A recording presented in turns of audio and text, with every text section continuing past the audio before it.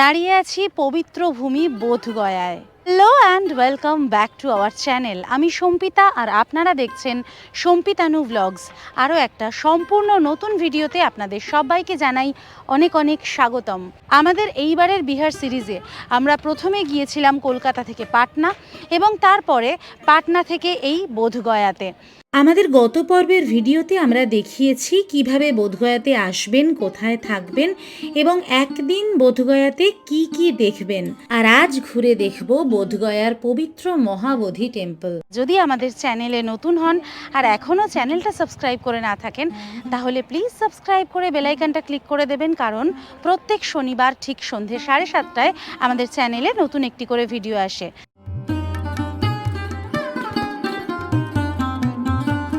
আমরা রেডি হয়ে গেছি আজকে বোধগয়া ভ্রমণের জন্য। আমরা এখান থেকে যাব মহাবোধি টেম্পলের দিকে।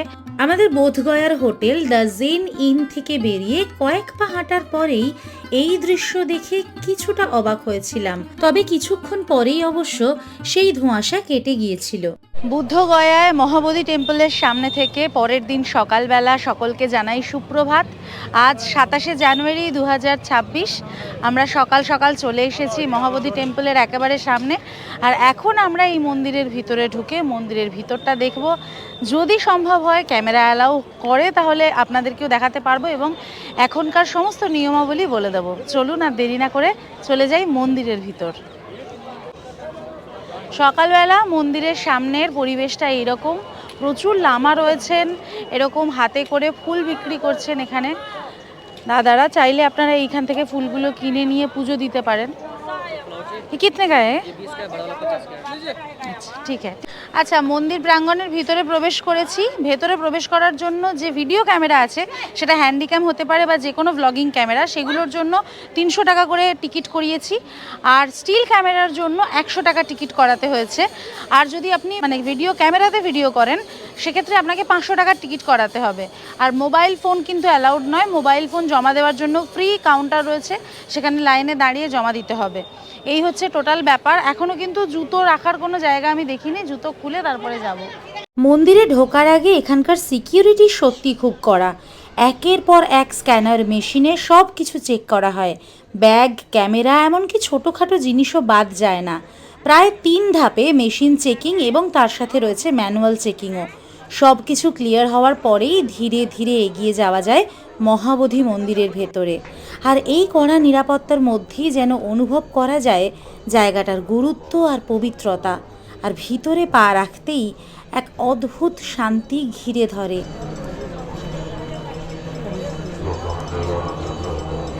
এখানে চাইলে আপনি প্রফেশনাল ফটোগ্রাফারদের কাছ থেকে 100 অথবা 200 টাকার বিনিময়ে ফটো তুলতেও পারেন। আর এটি হলো মহাবোধি মন্দিরের ম্যাপ। এই ম্যাপটি দেখে নিলে পুরো মন্দির চত্বর ঘুরে দেখতে আপনাদের বেশ সুবিধা হবে। ভিতরে পা দিতেই যেন সব শব্দ থেমে গেল, শুধু এক অদ্ভুত শান্তি। ভেতরের পরিবেশটা অপূর্ব সুন্দর। ভেতরে চলে এসেছি, এখন মন্ত্রোচ্চারণ হচ্ছে। আর আমরা একদম যে মূল মন্দির মহাবোধি মন্দিরের একদম মেন গেটের সামনে দাঁড়িয়ে আছি। এখান থেকেই কিন্তু সেই ধ্যানরত বুদ্ধকে দেখতে পাচ্ছি।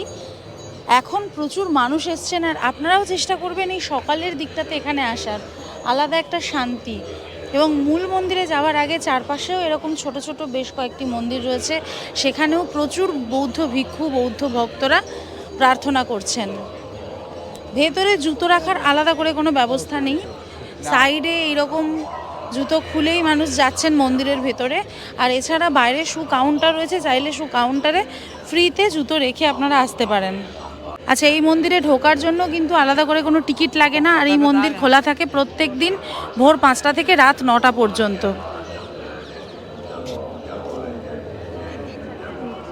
এটা ভেবেই শিহরিত লাগছে যে এখন আমরা দাঁড়িয়ে আছি সেই জায়গায় যেখানে আজ থেকে প্রায় 2500 বছর আগে গৌতম বুদ্ধ বোধিলাভ করেছিলেন, বোধিবৃক্ষের নিচে বসে গভীর ধ্যানের মাধ্যমে। বর্তমান মন্দিরের স্থাপত্য মূলত গুপ্ত যুগের ধাঁচে তৈরি, যদিও এর সূচনা হয়েছিল সম্রাট অশোকের সময়, খ্রিস্টপূর্ব 3য় শতকে। বলা হয় অশোক এখানে প্রথম একটি স্তূপ নির্মাণ করান, যা পরে ধীরে ধীরে এই বিশাল মন্দির কমপ্লেক্সে পরিণত হয়। মন্দিরের ভিতরে যে বিশাল বুদ্ধ মূর্তি আপনি দেখতে পাবেন সেটি ভূমিস্পর্শ মুদ্রাতে অবস্থান করছে, যা বুদ্ধের বোধিলাভের সেই ঐতিহাসিক মুহূর্তকে চিহ্নিত করে। সোনালি আভায় মোড়া এই মূর্তিটি শুধু একটি প্রতীক নয়, বরং লক্ষ লক্ষ মানুষের বিশ্বাস, শান্তি আর আধ্যাত্মিকতার কেন্দ্রবিন্দু। প্রায় 55 মিটার বা 180 ফুট উচ্চতার এই মন্দিরের গঠন, তার সূক্ষ্ম কারুকার্য আর চারপাশের শান্ত পরিবেশ সব মিলিয়ে এই জায়গা শুধু ইতিহাস নয়, এক গভীর অনুভূতির নাম।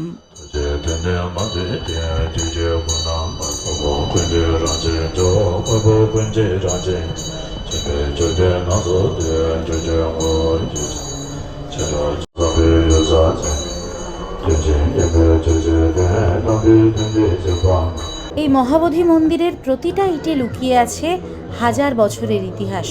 পোড়ামাটির ইট আর বালুকা পাথর দিয়ে তৈরি এই মন্দির, যার সূক্ষ্ম কারুকার্য গড়ে তুলেছিলেন গুপ্ত যুগের দক্ষ শিল্পীরা, সবটাই হাতের নিখুঁত কাজে। এখানে শুধু স্থাপত্য না, প্রতিটি নকশার মধ্যেই আছে গভীর আধ্যাত্মিক গল্প।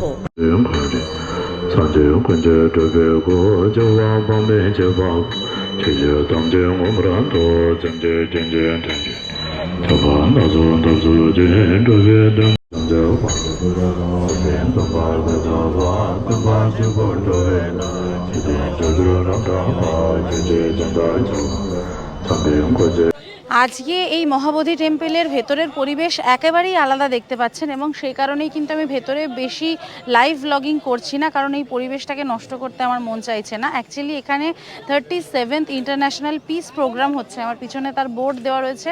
হাজার হাজার মঙ্ক এখানে এসেছেন, একসাথে শান্তির বাণী মন্ত্র উচ্চারণ করছেন, এবং একটা অন্যরকম পরিবেশ, অন্য লেভেলের শান্তি অনুভব হবে এর ভেতরে।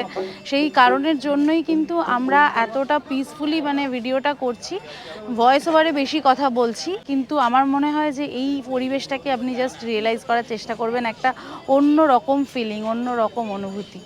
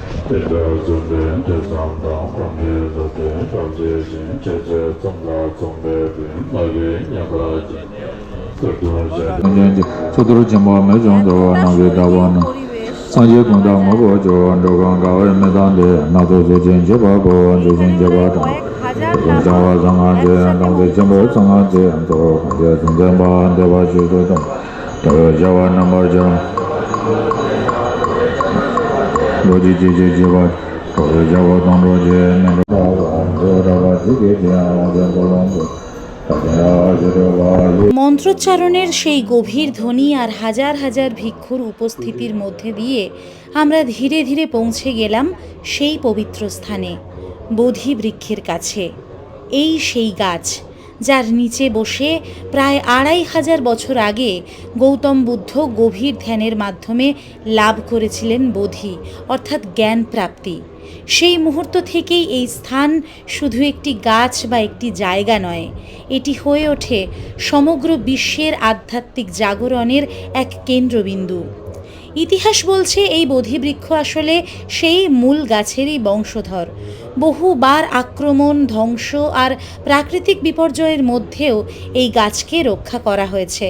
এমনকি সম্রাট অশোক নিজে এই স্থানকে সংরক্ষণ ও সুরক্ষিত করার উদ্যোগ নিয়েছিলেন। পরে তাঁর কন্যা সংঘমিত্রা এই গাছের একটি শাখা নিয়ে গিয়েছিলেন শ্রীলঙ্কায়। সেখানে আজও এই বংশধারা বেঁচে আছে। বর্তমানে যে গাছটি আমরা দেখছি সেটি সেই ঐতিহ্যের ধারাবাহিকতা বহন করছে, একটি জীবন্ত প্রতীক যা যুগের পর যুগ ধরে মানুষের বিশ্বাস, শান্তি আর ধ্যানের কেন্দ্র হয়ে রয়েছে। এই গাছের প্রতিটি পাতা যেন এক একটি গল্প বলে, সহিষ্ণুতা, জ্ঞান আর আত্ম অনুসন্ধানের গল্প।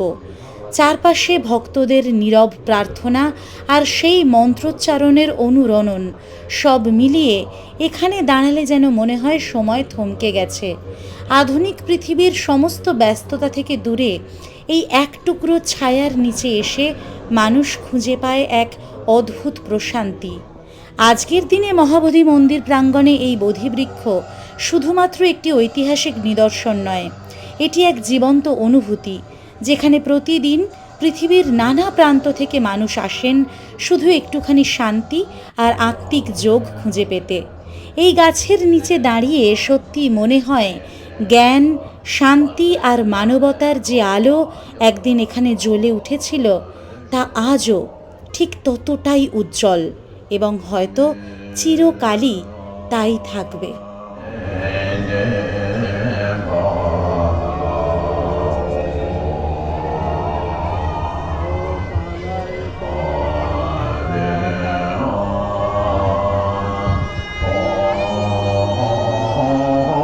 মহাবোধি মন্দির প্রাঙ্গণের এই জায়গাটিকে বলা হয় আজপাল নিগ্রোধ বৃক্ষ।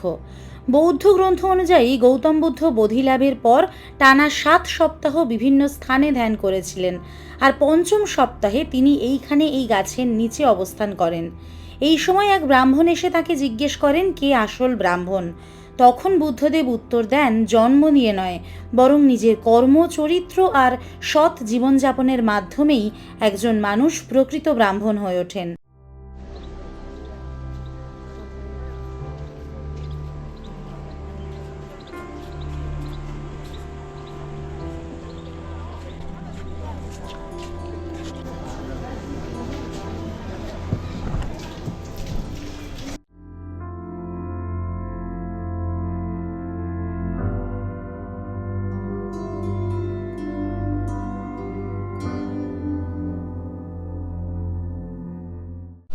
বসে আছি মহাবোধি টেম্পল প্রাঙ্গণের অত্যন্ত পবিত্র একটি জায়গায়, মুচলিন্ডা পুকুরের সামনে। এই মুচলিন্ডা পুকুর বা মুচালিন্ডা জলাশয়ে কেন পবিত্র তার কারণ হচ্ছে, যখন গৌতম বুদ্ধ এখানে তপস্যা করেছিলেন তার তপস্যার 6ঠতম সপ্তাহে তিনি এই জলাশয়ের ওপরে এইখানে বসেন মেডিটেশন করতে, ধ্যান করতে, এবং তার সেই ধ্যানরত অবস্থায় প্রবল প্রাকৃতিক দুর্যোগ শুরু হয়। ঝড়, বৃষ্টি, তুফান, এই সমস্ত প্রাকৃতিক দুর্যোগের হাত থেকে তাকে বাঁচাবার জন্য তখন আবির্ভূত হন স্বয়ং নাগরাজ, এবং সেই নাগরাজ গৌতম বুদ্ধের মাথার ওপরে নিজের ফনা দিয়ে তাকে প্রোটেক্ট করেন সেই সমস্ত ঝড় বৃষ্টি থেকে। এবং সেই কারণেই এই জলাশয় বা এই পুষ্করিণীটির নাম হয়েছে মুচালিন্ডা পন্ড বা মুচালিন্ডা ওয়াটার ট্যাঙ্ক। অ্যাকচুয়ালি এটাকে মুচালিন্ডা লেকও বলছেন এখানে। মহাবোধি মন্দিরের ভিতরে এই বড় পিতলের পাত্রটি আসলে এক ধরনের ধূপকুণ্ড, যেখানে ভেষজ ধূপ, কাঠ আর সুগন্ধি উপাদান জ্বালানো হয়। এই ধোঁয়া শুধু পরিবেশকে পবিত্র আর শান্ত করে না, অনেকের মতে এর মধ্যে প্রাকৃতিক জীবাণুনাশক গুণও রয়েছে, যা পুরো প্রাঙ্গণে এক আলাদা আধ্যাত্মিক আবহ তৈরি করে। মন্দির প্রাঙ্গণ ঘুরতে ঘুরতে ধীরে ধীরে একটা জিনিস স্পষ্ট হয়ে ওঠে, মহাবোধি মন্দির শুধু একটি স্থাপত্য নয়, এটি যেন জীবন্ত ইতিহাসের এক প্রবাহ। চারপাশে শান্ত পরিবেশ, মন্ত্রোচ্চারণের মৃদু ধ্বনি আর মানুষের প্রার্থনা, সব মিলিয়ে এখানে হাঁটতে হাঁটতে অদ্ভুত এক উপলব্ধি তৈরি হয়, যেন নিজের মধ্যেও একটু করে শান্তি খুঁজে পাওয়া যায়। এই জায়গাতে কিন্তু পুরো দেওয়াল চিত্রের মাধ্যমে বুদ্ধের সমস্ত জীবনের কাহিনীটাকে বর্ণনা করা রয়েছে। কপিলা বস্তু থেকে যখন উনি রাজকুমার হিসাবে ওখান থেকে ত্যাগ করেছিলেন রাজপ্রাসাদ, এবং রাজপ্রাসাদ ত্যাগ করবার পরে আস্তে আস্তে সেই বোধিসত্ত্ব লাভের যে প্রসেস, যেভাবে উনি এইখানে বোধিসত্ত্ব লাভ করেছিলেন, প্রথমে ওইখানে 6 বছরের কঠোর তপস্যা, তারপরে সুজাতার হাতে ক্ষীর পায়েস খেয়ে এইখানে এসে অশ্বত্থ গাছের নিচে বসে কঠোর তপস্যা করার পরে এই যে মধ্যম মার্গের বোধিসত্ত্ব লাভ, সেইটাই কিন্তু এখানে অপূর্ব সুন্দরভাবে দেওয়াল চিত্রের মাধ্যমে খোদাই করে বর্ণনা করা রয়েছে, লেখাও রয়েছে। আর এই হচ্ছে মহাবোধি মন্দিরের পিছন দিক থেকে। হ্যাঁ হ্যাঁ, শিওর শিওর।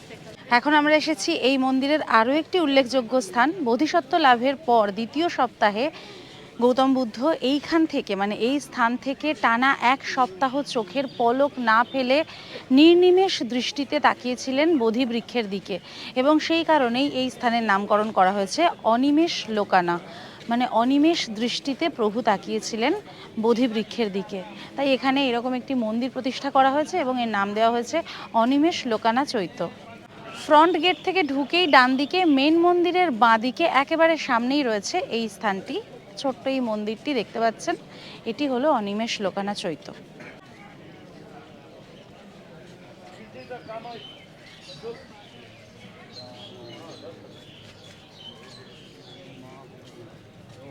মহাবোধি টেম্পলের আরও একটি উল্লেখযোগ্য স্থান হলো এখানকার মেডিটেশন পার্ক। চমৎকার একটি পার্ক, মানে মূল মন্দির থেকে দর্শন করে বাঁ দিকে যখন আপনারা আসবেন এক্সিট গেটের দিকে টয়লেট রয়েছে, টয়লেটের ঠিক বাঁ দিকে দেখবেন এই রকম একটা পার্ক এরিয়া রয়েছে। এখানে এন্ট্রি ফি রয়েছে আলাদা করে 20 টাকা পার পারসন, আর মেডিটেশন করলে 25 টাকা পার পারসন। টাইমিং হচ্ছে সকাল 10টা থেকে বিকেল 5টা, আর সকাল 5টা থেকে 10টা, আর বিকেল 5টা থেকে 9টা। ভিজিটার্স আর মেডিটেটারদের জন্য আলাদা। এই হচ্ছে পুরো মেডিটেশন পার্ক, এখানে মেডিটেশন হচ্ছে অলরেডি। এই হলো পুরো পার্ক এরিয়াটা। মহাবোধি মন্দির দর্শন করে বেরিয়ে এলাম। একদম সামনে মহাবোধি সোসাইটি অফ ইন্ডিয়ার যে বোধগয়া সেন্টার, তার সামনে দাঁড়িয়ে আছি। দুপুরের খাওয়া দাওয়া সেরে হোটেলে একটু রেস্ট নিয়ে সন্ধেবেলা আমরা বেরিয়ে পড়লাম বোধগয়াকে এক্সপ্লোর করতে। আমাদের হোটেল থেকে বেরিয়ে মহাবোধি টেম্পলের একেবারে আগেই রয়েছে শ্রী জগন্নাথ মন্দিরটি। এই বোধগয়ায় আমি যা দেখলাম, এখানে কিন্তু অজস্র মন্দির রয়েছে এবং প্রত্যেকটি মন্দির একটি আরেকটির থেকে আলাদা, ঘুরে দেখতে কিন্তু বেশ ভালো লাগবে। এখন আমরা সন্ধেবেলা পায়ে হেঁটে বেরিয়েছি। আমাদের হোটেলের একেবারে সামনেই এই মন্দির প্রাঙ্গণ যেটা রয়েছে, এখানে দেখছি মানে নাম সংকীর্তন টাইপের হচ্ছে, এখানে ঠাকুরের নাম গান হচ্ছে। ডান দিকে রয়েছে লোকনাথ মন্দির, মাঝখানে এটি হলো জগন্নাথ মন্দির, আর বাঁ দিকে রয়েছে শ্রী রাম জানকী মন্দির। 3টি মন্দির নিয়ে এই টোটাল মন্দির চত্বরটি রয়েছে। এর ঠিক পাশেই মহাবোধি মন্দির। জগন্নাথ মন্দির থেকে বেরোতেই সামনে রয়েছে সেই বহু প্রতীক্ষিত মহাবোধি মন্দির। মহাবোধি মন্দিরকে সামনে থেকে চাক্ষুষ করলাম এবং রাত্রিবেলার যে একটা আলাদা সৌন্দর্য, আলাদা ভিউ, সেইটা আপনাদের সামনে তুলে ধরছি।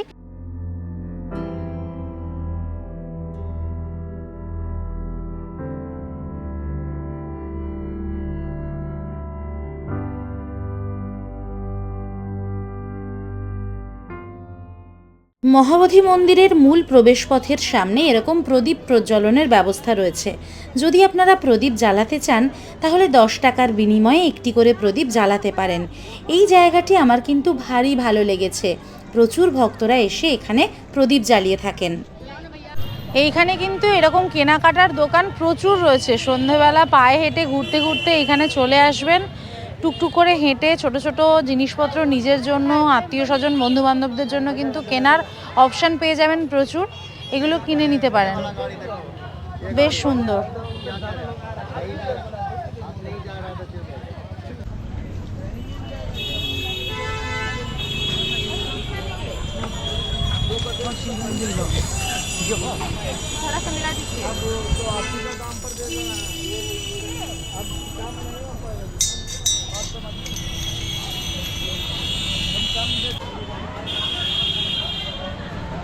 ये कितने का है?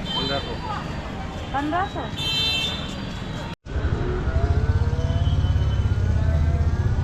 भाई ये कौन सी मेटल है? ब्रास का है। इसका प्राइस कितना है?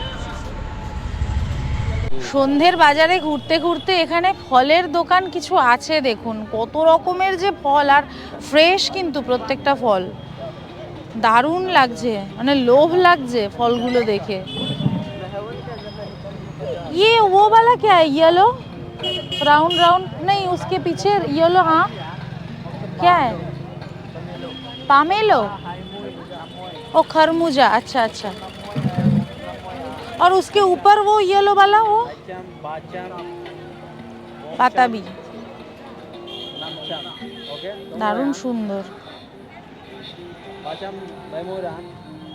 स्ट्रॉबेरी कितने का है? 150 দাম বেশি বলছি, তো আমাদের ওখানে 50 টাকায় পাওয়া যায়। ঘুরতে ঘুরতে হঠাৎ একটি দোকানে ঢুকে মনে হলো বুদ্ধকে ঘিরে কি নেই এখানে। ছোট বড় নানান ধরনের গৌতম বুদ্ধের মূর্তি, সুন্দর গয়না, হাতে বানানো ঘর সাজানোর জিনিস, এমনকি দারুণ সব গিফটিং আইটেম, সব কিছুই একসাথে পাওয়া যায়। প্রতিটি জিনিসের মধ্যেই যেন একটা আলাদা শান্তির ছোঁয়া আছে। কোথাও পাথরের খোদাই, কোথাও কাঠের নিখুঁত কাজ, আবার কোথাও রঙিন ডিজাইনের আধুনিক টাচ। শুধু কেনাকাটা নয়, এই দোকানটা ঘুরে দেখাটাও একটা অভিজ্ঞতা, যেন বোধগয়ার সেই আধ্যাত্মিক ভাইবটা একটু নিজের সাথে করে নিয়ে যাওয়ার সুযোগ। ঘড়িতে সময় 8:35, চলে এসছে ডিনার সিয়াম থাই রেস্টুরেন্টে। এটা এখানকার একটা খুব বিখ্যাত থাই রেস্টুরেন্ট। এখানেই এসছি, আজকে একটু ননভেজ খেতে ইচ্ছা করছিল, সারাদিন তো ভেজই খেয়েছিলাম, তো থাই ডিশই নিয়েছি। যদিও এখানে ইন্ডিয়ানও পাওয়া যায়, চাইলে ইন্ডিয়ান খেতে পারেন। নতুন নতুন ট্রাই করব বলে নিয়েছি কিছু ভুলভাল খাবার, মানে জানি না কেমন হবে। এটা হচ্ছে এই খাবারটা, এই যে ডিশটা দেখা যাচ্ছে, এই ডিশটার নাম হচ্ছে ফাট থাই। এটা হচ্ছে গ্লাস নুডলস, একটু চওড়া স্প্যাগেটি স্টাইলের নুডলসটা এই রকম। তার সাথে এখানে পিনাটস রয়েছে, এখানে লঙ্কার গুঁড়ো রয়েছে, আর এখানে এক মুঠো চিনি দিয়েছে, তার সাথে বাঁধাকপি পাতা কুচি, ঠিক আছে। তার সাথে এইখানে রয়েছে একটা চিকেন প্রিপারেশন, যার নাম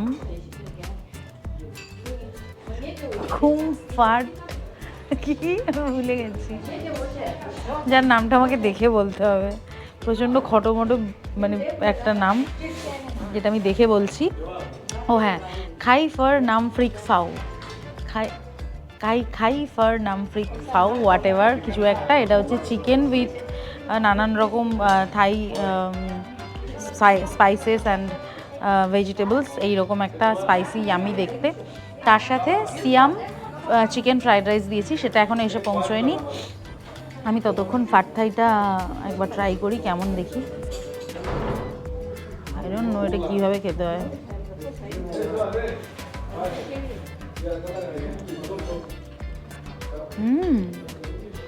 not bad, this is actually good, ভালো হবে। ওকে, থ্যাংক ইউ।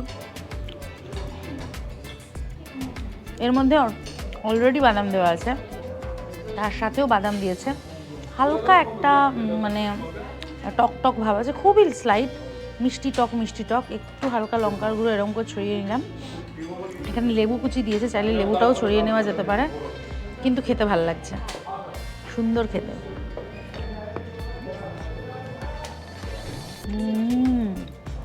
দারুণ।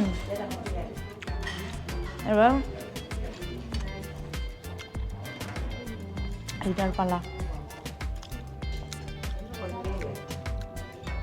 কি খুম ফাং খুম কিছু একটা চিকেন,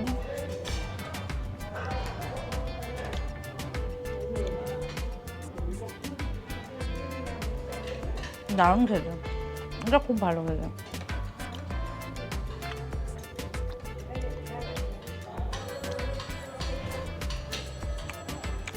তার সাথে এটা ফ্রাইড রাইসের সাথে খুব ভালোই যাবে।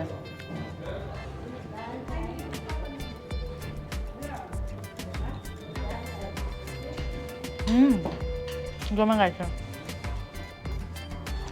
তো দুর্দান্ত এইসব থাই খাবার দাবার দিয়ে আমাদের ডিনার শেষ করি, আর এই ডিনারের সাথে সাথেই আপনাদের সবাইকে আজকের মতন জানাই শুভরাত্রি।